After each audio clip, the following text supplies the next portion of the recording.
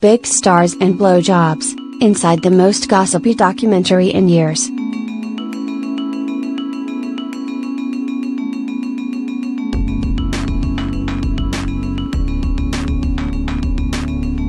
When we first meet Scotty Bowers, the protagonist of the sure-to-make headlines documentary Scotty and the Secret History of Hollywood, he's on the way to his 90th birthday party. Bowers gives his wife a farewell kiss, honks her breasts affectionately, and sets off for a penthouse at Hollywood's Chateau Marmont where, in short order, several hunks in underwear emerge holding a birthday cake shaped like a clock. Scotty's smile is huge, and so is the clock.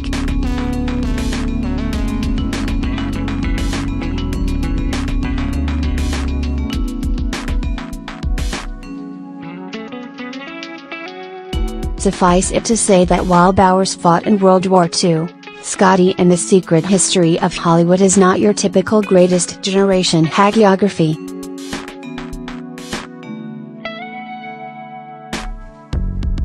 That's because shortly after the war ended, Bowers landed work at a Hollywood Boulevard gas station that he turned into a brothel to the stars using not much more than his good looks, easy smile, and equal access sexual availability. Actor Walter Pidgeon was the first to hit him up, and from there, word spread fast among the best-known and best-looking people that Bowers could satisfy you for just $20, or at least hook you up with someone else who could. Bowers and the documentary are quick to tell you exactly which celebrities partook of his services and just what it was they were into. And those sexual reveals paint a picture of a closeted yet swinging Hollywood at odds with the carefully stage-managed PR narratives of this golden age of cinema. Were there three ways with Cary Grant and Randolph Scott? Check.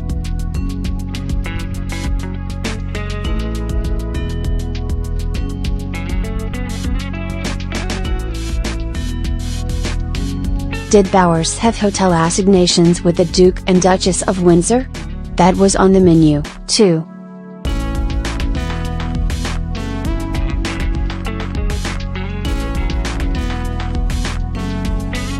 By the time he recounts late nights steering women to Katharine Hepburn, then bedding Spencer Tracy next door, you'll start to think Bowers has done it all, or, to put a finer point on it, that he's done just about everybody.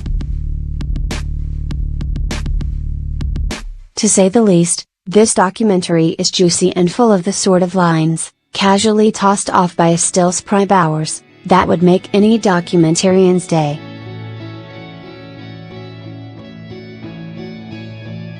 In the space of just 2 minutes, I jotted down 4 of those Bowers bon mots.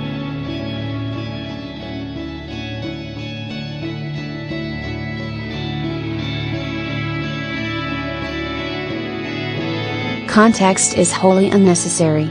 I wanna suck 15 guys off, one after the other.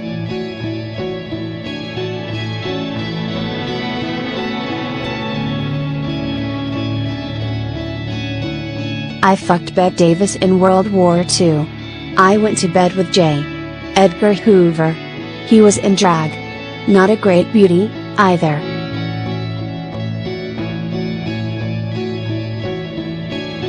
Cary Grant just happened to be there. So I fixed him up with Rock Hudson for $20.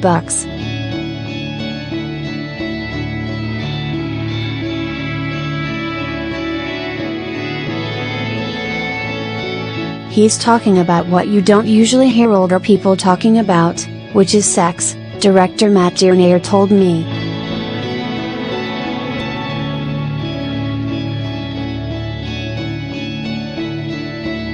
But Bowers is hardly the lascivious granny that's a sitcom staple. He recounts his sexual escapades in the easy way you or I might talk about a Starbucks run.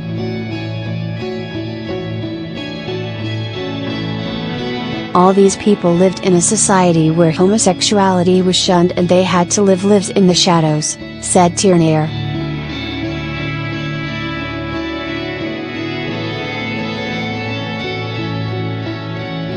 Now they've lived into a period of tremendous openness, by comparison, and it's interesting to see.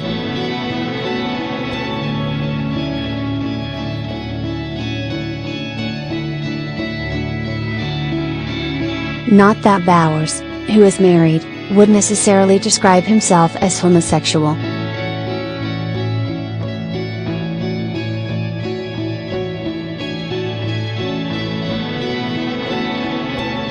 Some of these squares think, "Oh my God, you're weird, you're different," he recalls in the documentary.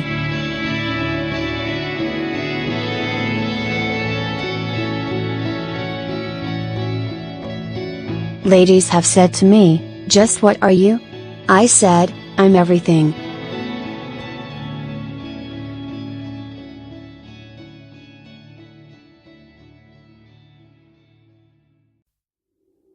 Scotty and the Secret History of Hollywood premiered at the Toronto Film Festival and Bowers made the trek up north, his first time hopping on a plane in decades, but it hits theaters this week, so you can expect to hear plenty more about it in the year to come, given who the film talks about.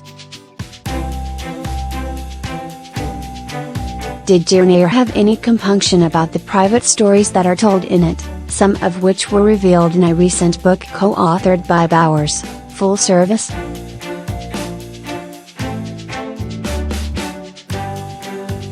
"I didn't find Scotty's book to be offensive, in that it outed people," said the director.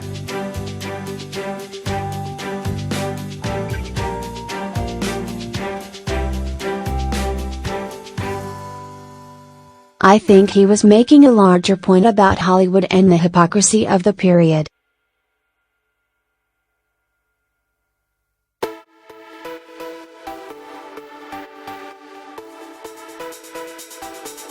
A lot of people had diverse sexualities but were part of a system that insisted on putting out the white picket fence morality. That's in the past.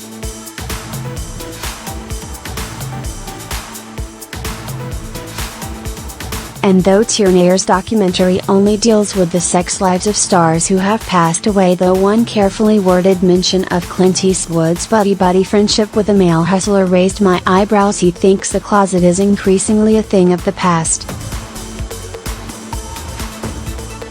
"I think we've kind of moved past the outing debate in our culture," he told me. "It seems like it's so 90s.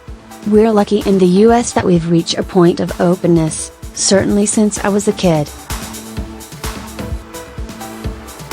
It's just a different world and people mostly don't feel like they have to hide their sexuality."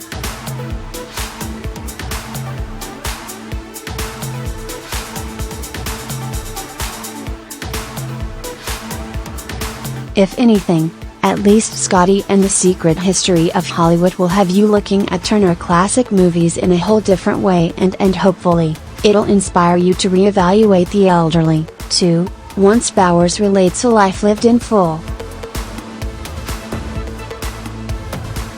"In American culture, old people become invisible, and I think that's very sad," said Tierney.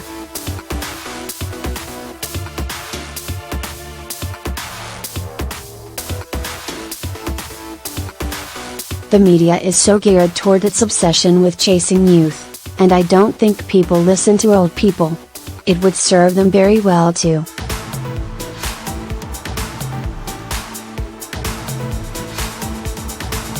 When Scotty Bowers is talking, who wouldn't listen?